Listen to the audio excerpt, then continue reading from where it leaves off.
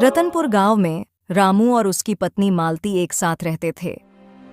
रामू पेशे से एक लकड़हारा था, पर उसके स्वभाव में बहुत लालच था।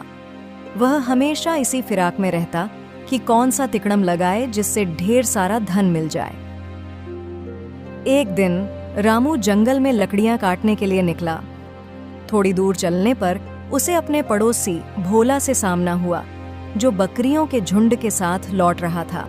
अरे भोला, इतनी सुबह सुबह कहाँ से आ रहे हो भाई? कहाँ कहाँ? और ये तुम्हारे साथ बकरियां?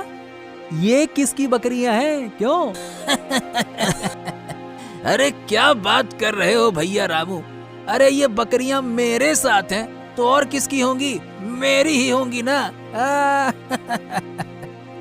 अरे वाह वाह वाह वाह, क्या बात है, गजब तरक्की कर रहे हो भाई। क्यों, कोई लॉटरी वॉटरी लग गई है क्या? अरे भैया रामू, कोई लॉटरी वॉटरी नहीं लगी है। अरे ये बकरियां तो मुझे ससुराल वालों ने दहेज में दी हैं, और क्या। क्या क्या बात कर रहे हो भाई? तुम्हें ये बकरियां ससुराल वालों ने दहेज में दी हैं? हाँ भाई, ये मुझे दहेज में मिली है। अरे तुम काहे इतना झटका रहे हो हैं? दहेज का नाम सुन रामू के मन में भी लालच आ जाता है और वह अपनी कुल्हाड़ी लिए वापस घर आता है। मालती, सुना तुमने? अरे भोला को ससुराल वालों ने दहेज में बकरियां दी हैं। मुझे लगता है कि तुम्हें भी अपने मायके से कुछ मांगना चाहिए। अरे आखिर कब तक हम ऐसे ही जंगल में लकड़ियां काटते रहेंगे? अरे 2-4 बकरियां अगर हमें भी मिल जाएं, तो उसके दूध से हम भी अपना व्यापार शुरू कर सकते हैं। बोलो। नहीं जी, हम ऐसा नहीं करेंगे। उनकी स्थिति भी कुछ हमसे ज्यादा अच्छी नहीं है। वे पहले ही तंगी में हैं। उनके पास हमें देने के लिए है ही क्या जो हम उनसे मांगे? अरे उनकी स्थिति खराब है तो हम क्या करें? वैसे भी उन लोगों ने हमें दिया ही क्या है जो आज दे देंगे। तो ठीक है जी, अगर आपको लगता है कि वो हमें दे सकते हैं तो जैसा आपको ठीक लगे। रामू अपनी योजना के तहत अगले ही दिन अपने ससुराल पहुंच जाता है। उसकी मन में लालच और बड़ी उम्मीदें होती हैं। बाबूजी, हम चाहते हैं कि बकरियों के दूध का व्यापार शुरू करें। क्या है ना कि बकरियों के दूध का दाम शहर में बहुत अच्छा मिलता है। अगर आप कुछ बकरियां खरीद कर हमें दे देते तो हमारी बहुत मदद हो जाती। रामू की बातें सुनकर लल्लू परेशान हो जाता है और एक गहरी सांस लेते हुए रामू से बोलता है। हाँ बेटा, मैं भी चाहता हूं कि तुम जरूर कोई अच्छा सा व्यापार करो, लेकिन बेटा मेरी भी स्थिति तुमसे कुछ छुपी नहीं है। बेटा, मेरी सामर्थ्य उतनी नहीं है कि मैं तुम्हें बकरियां खरीद कर दे सकूं। मेरे पास कुछ देने को है तो वो एक गधा है, और वो भी बूढ़ा हो चुका है। अगर उससे तुम्हारी कुछ मदद हो जाए तो उसे ले जाओ बेटा। गधा? ये गधा मेरे किस काम का? अरे बाबूजी, मैं आपके यहां बकरियां लेने के लिए आया था, पर आपने तो हमें गधा पकड़ा दिया। खैर कोई बात नहीं, जो दे रहे हैं वो तो दीजिए। जब आपने गधा दे ही दिया है तो ले जाता हूं इसे। रामू गधे को लेकर घर लौट आता है। उसे बकरियों की उम्मीद थी, पर अब उसके पास एक बूढ़ा गधा होता है। हाँ देखो, ले आया तुम्हारे मायके की प्रसादी। गया था बड़ा बकरियां लेने, गधा लेके लौट रहा हूं। देखो ये रहा। चलो, जो मिला ठीक है जी। कम से कम मेरे पिताजी ने आपकी लाज तो रखी। हम चाहें तो इस गधे से ही अपने काम को बढ़ा सकते हैं। यह गधा आपकी लकड़ियों को ढोने में आपकी मदद करेगा। हाँ मालती, ये तुमने ठीक कहा। ये बात तो मैंने सोची ही नहीं। अगले दिन रामू गधे को लेकर लकड़ियां काटने जंगल जाता है। कहा है रामू भैया, क्या बात है, क्या बात है, शाबाश शाबाश। अरे तुमने तो कमाल कर दिया भाई। अरे गांव में आज तक दहेज में किसी को गधा नहीं मिला है। अरे तुम्हें तो ससुराल वालों ने गधा ही दे दिया। क्या बात है, जबरदस्त। अरे नहीं परशुराम, ऐसी बात नहीं है। मैंने उनसे कुछ मांगा ही नहीं, बस उन्होंने देखा कि ये मेरे काम आ सकता है तो दे दिया। इसमें दहेज की बात कहां से आ गई? अच्छा, क्या बात है भाई। और एक हमारे ससुराल वाले हैं, अरे दहेज में एक बिल्ली भी नहीं दिया।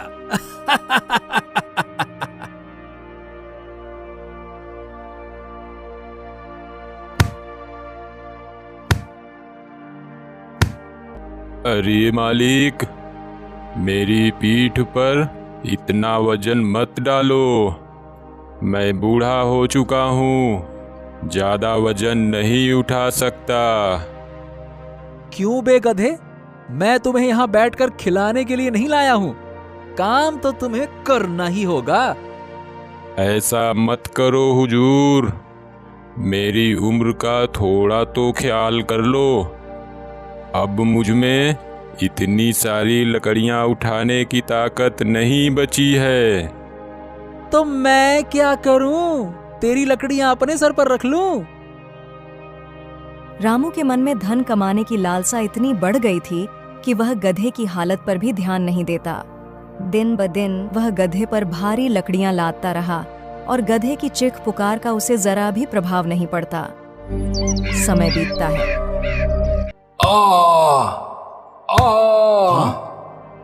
रुको, तुम इस पेड़ को नहीं काट सकते। हाँ, ये कैसी आवाज है? कौन है? कौन है भाई? मेरे सामने आओ।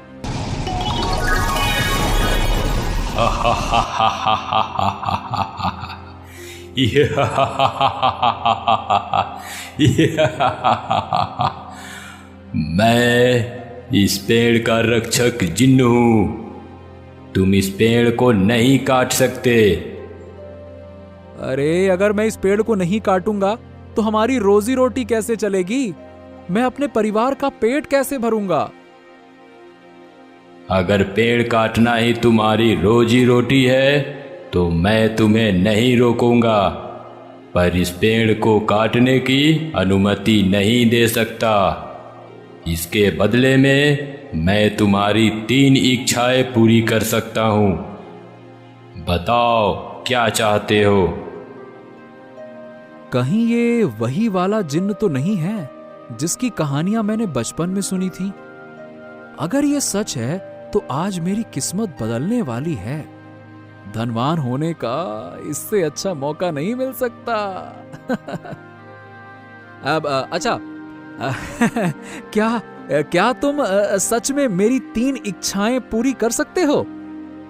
हाँ, बताओ, तुम अपनी पहली इच्छा बताओ। हाँ, तो मेरी पहली इच्छा ये है कि मेरा पूरा घर सोने में बदल जाए।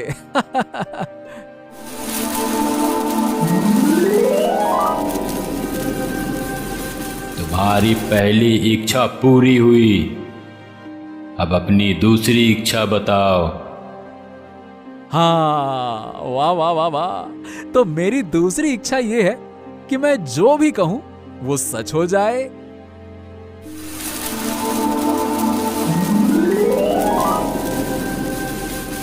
तुम्हारी ये इच्छा भी पूरी हुई, लेकिन ध्यान रहे, इसका प्रयोग केवल एक बार ही कर सकते हो।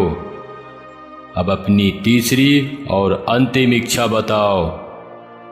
हाँ, तो मेरी तीसरी इच्छा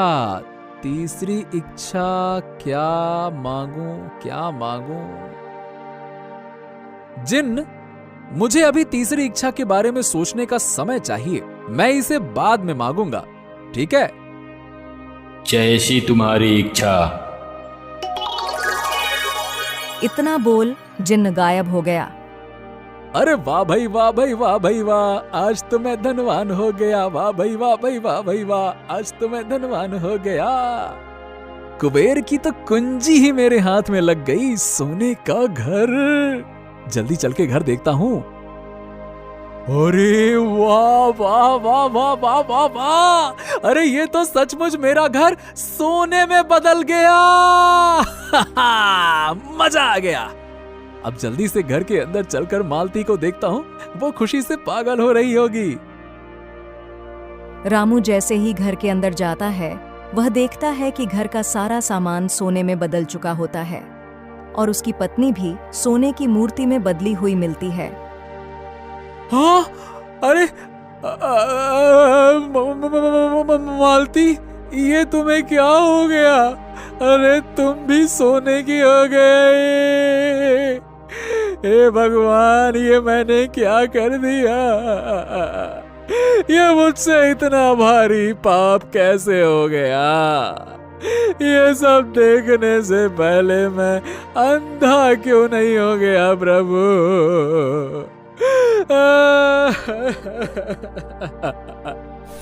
अब क्या था, रामू को ऐसा बोलते ही उसी पल उसकी आंखों की रोशनी चली जाती है।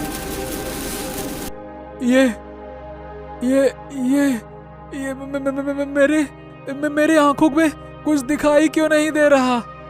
हे प्रभु, ये मेरे साथ क्या हो रहा है? मैं फिर से पहले जैसा होना चाहता हूँ प्रभु।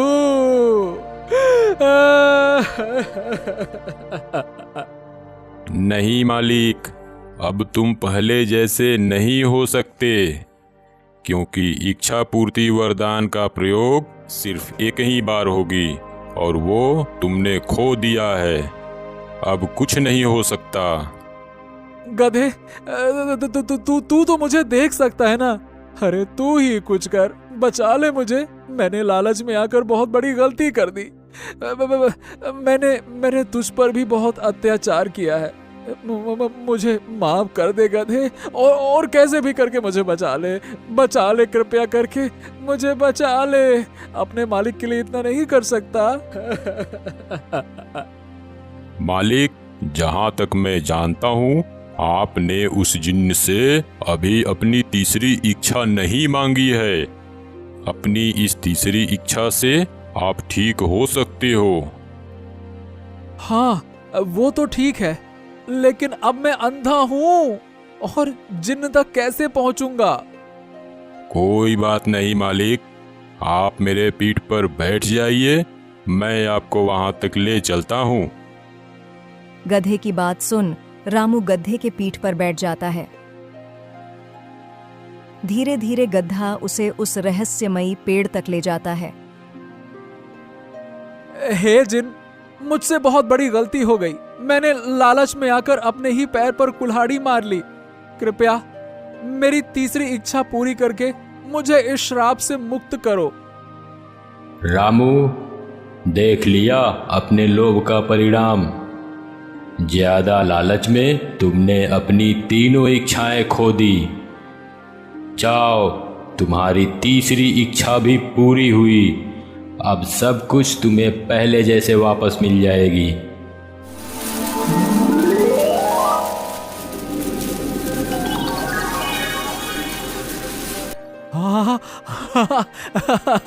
अरे अरे, मुझे सब दिखाई दे रहा है। हाँ, अरे गधे, तुम भी हो मेरे पास में। हाँ, मेरी आंखें ठीक हो गईं।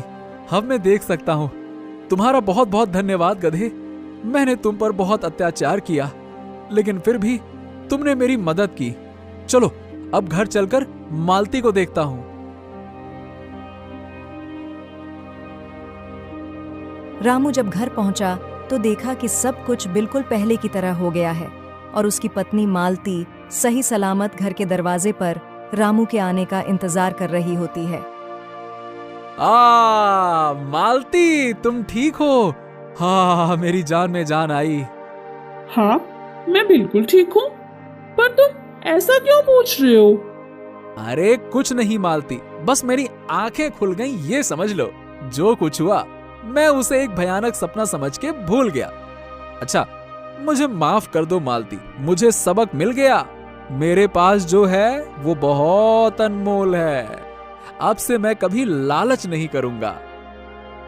इस तरह रामू ने लालच के चक्कर में पड़ी कठिनाइयों से सबक सीखा और उसने समझा कि सच्चा सुख केवल संतोष में ही है।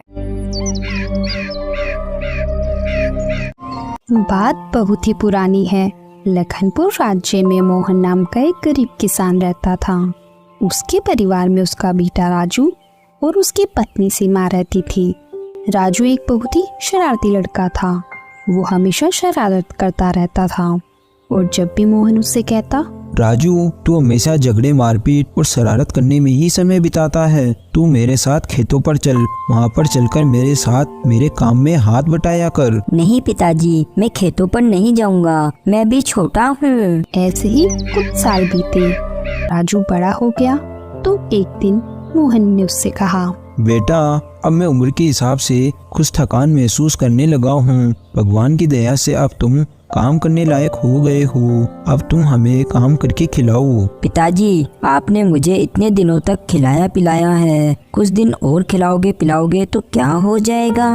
राजू की ये बात सुनकर मोहन चुप हो गया। मोहन के समझाने का राजू पर कोई असर नहीं पड़ता और वो रोज की ही तरह इधर उधर घूमता रहता। और फिर इसी तरह कई साल और बीत गए। बेटा अब तो तुम्हारे दाढ़ी मूछ भी निकल आई है। अब तो तुम काम काज करो ना। अब तो मैं सचमुच ही बूढ़ा हो चुका हूँ। पिताजी, आप दोनों मेरे माता पिता हो। आपने ही मुझे पैदा किया है। मुझे जीवन भर खिलाने का आपका फर्ज है। आप अपने फर्ज को निभाओ, मैं तो कोई काम काज नहीं करने वाला। ये कहकर राजू वहाँ से चला गया। सीमा, मैं तो राजू को समझा समझा कर थक गया हूँ। उसे सुधारने का मुझे कोई उपाय नजर नहीं आता। क्या करूँ? क्या मैं इसी तरह अपने बुढ़ापे में ही खेतों में काम करता रहूँगा? आप इस तरह दुखी मत होइए। आप सरपंच जी के पास जाकर राजू की शिकायत कर दीजिए, तो सरपंच जी उसे बुलाकर कुछ समझा देंगे या डरा धमका देंगे। हाँ सीमा, तुम बिल्कुल सही कह रही हो। मुझे ऐसा ही करना चाहिए, वरना मैं तो इसे कभी नहीं सुधार सकता। उसी दिन मोहन सरपंच जी के पास चला गया।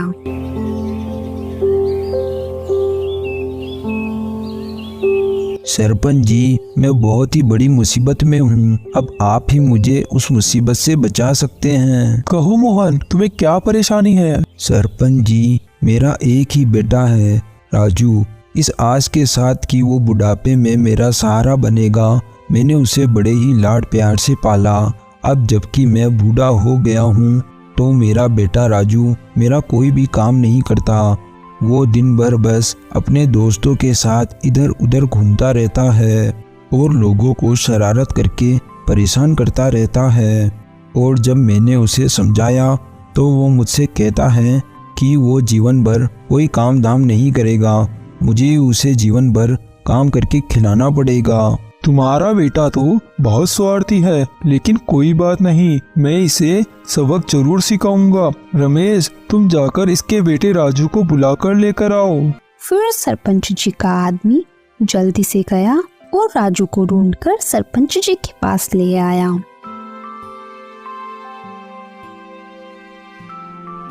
राजू, क्या ये तेरे पिता है? हाँ सरपंच जी, ये मेरे पिता है। क्यों रे राजू, तू इतना जवान और इतना हट्टा कट्टा है, फिर भी तू कोई काम धाम क्यों नहीं करता? अपने बूढ़े माँ बाप को कमा कर क्यों नहीं खिलाता पिलाता? सरपंच जी, मैं कामकाज करूँ भी तो क्या करूँ? मैंने आज तक कोई भी कामकाज नहीं सीखा और अब कामकाज सीखने की मेरी उम्र नहीं रही। राजू, तुझे ऐसा कहते बिल्कुल भी शर्म नहीं आ रही? तुम चाहे कुछ भी काम करो, मजदूरी करो या चोरी चकारी करो या डाका डालो, ये तुम्हारी इच्छा है, लेकिन तुम्हें अपने माता पिता को खिलाना पिलाना ही पड़ेगा।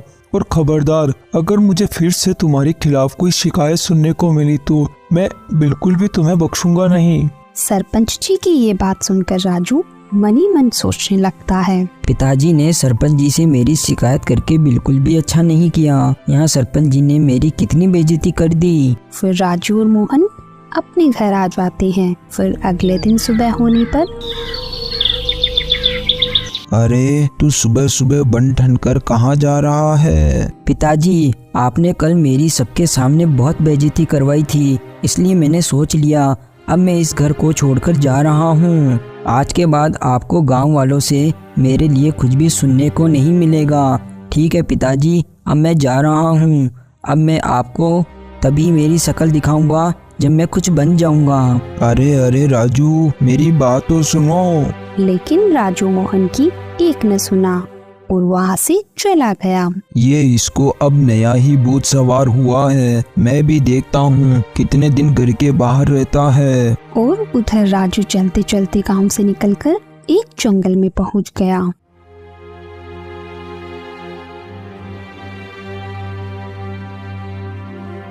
उसे डर लगने लगा।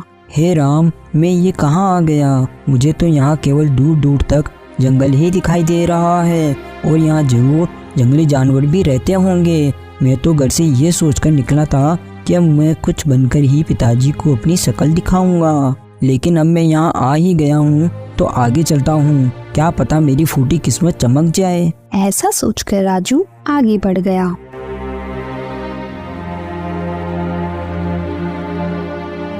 थोड़ा आगे चलने पर रास्ते में उसे एक साधु बाबा पेड़ के नीचे बैठे हुए नजर आते हैं, तो वो उनके पास जाता है। बाबा जी, आप इस जंगल में अकेले क्या कर रहे हैं? क्या आपका इस दुनिया में और कोई भी नहीं है जो आप यहाँ अकेले बैठे हो? बेटा, मैं इसी जंगल में रहता हूँ और यहाँ से आने जाने वाले लोगों से मांगकर खा लेता हूँ। और अगर तुम्हारे पास कुछ खाने को है तो तुम मुझे दे दो, भगवान तुम्हारा भला करेगा। बाबा की ऐसी बात सुनकर राजू अपने मन में सोचने लगा।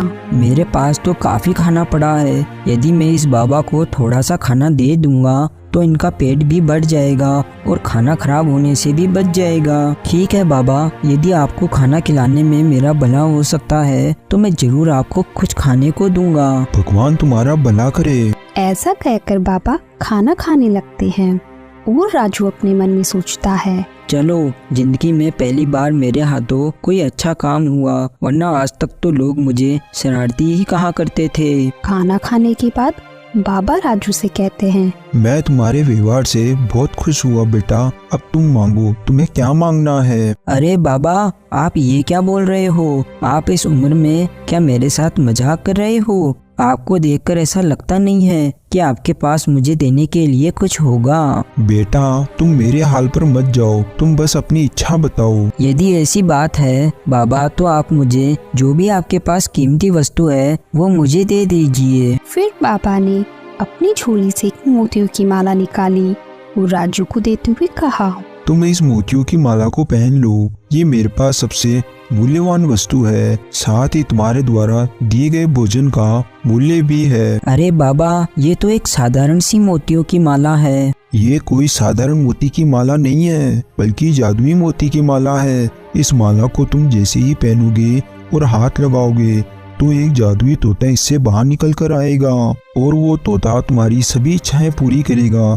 लेकिन एक बात का ध्यान रखना, जब तक ये माला तुम्हारे पास रहेगी वो तोता जब तक ही तुम्हारा गुलाम रहेगा। वाह, फिर तो मैं सबको दिखा दूंगा कि राजू मूर्ख या शरारती नहीं, बल्कि दुनिया में सबसे लायक और सुशील और महान इंसान है। फिर राजू वो माला पहनकर आगे बढ़ जाता है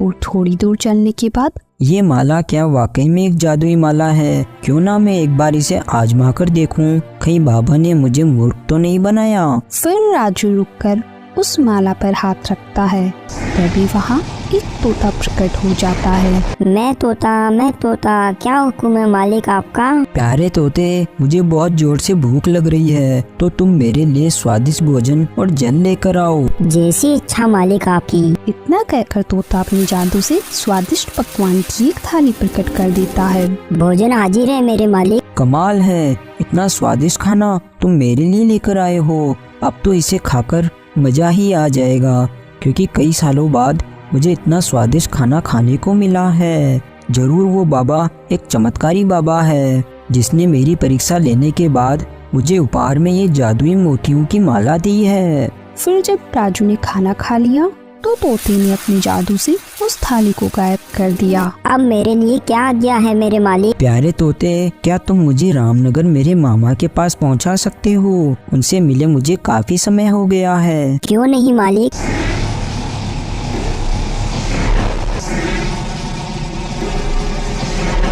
ये लीजिए मालिक, अपन रामनगर की सीमा पर पहुंच गए हैं। मालिक, अब मेरे लिए क्या आज्ञा है? अब तुम गायब हो जाओ और जब तुम्हारी जरूरत पड़ेगी जब मैं तुम्हें बुला लूंगा। अरे हाँ, लेकिन एक बात बताते जाओ, इस समय मेरे मामा के घर में खाने में क्या बना होगा? जो हुक्म मेरे मालिक। थोड़ी देर रुकिए, मैं अभी बताता हूँ। फिर थोड़ी ही देर में तोते ने अपने जादू से पता लगा लिया। मालिक, आज तो आपके मामा के यहाँ बहुत स्वादिष्ट पकवान बने हैं, जलेबी, खीर, लड्डू। अरे वाह, फिर तो मजा ही आ जाएगा। ठीक है, अब तुम गायब हो जाओ। फिर तोता वहाँ से गायब हो गया और राजू अपने मामा के घर की ओर निकल पड़ा।